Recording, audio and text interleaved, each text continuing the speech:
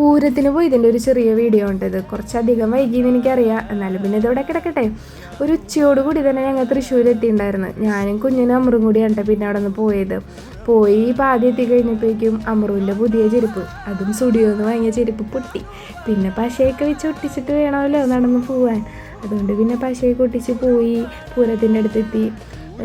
പൂരം പാതി ആയിട്ടുണ്ടായിരുന്നു. ഞങ്ങൾ കുറച്ച് നേരം കണ്ട് പിന്നെ അത് കഴിഞ്ഞ് അവിടെ നിന്ന് ഞങ്ങൾ ഇറങ്ങി.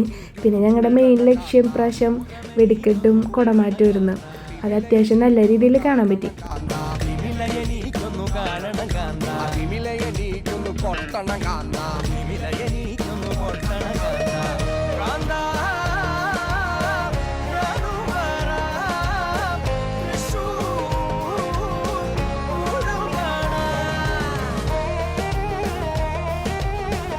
പിന്നെ നമ്മൾ എവിടെ പോയാലും നമുക്ക് വൈബിനത്തെ ടീമിനെ കിട്ടണോണ്ട് വലിയ പ്രശ്നങ്ങളൊന്നുമില്ല. ഞങ്ങൾക്ക് കുടമാറ്റം കഴിയണ വരെയും വൈബ് പിടിച്ച് കുറച്ച് ടീം അവിടെ ഉണ്ടായിരുന്നു.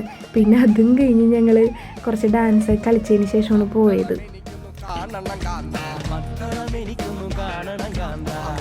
പിന്നെ കുഞ്ഞിൻ്റെ ഒരു ചെറിയ വ്ളോഗും കൂടി ഉണ്ടായിരുന്നു. നമ്മൾ പൂരം കാണാൻ വന്നിരിക്കുകയാണ്.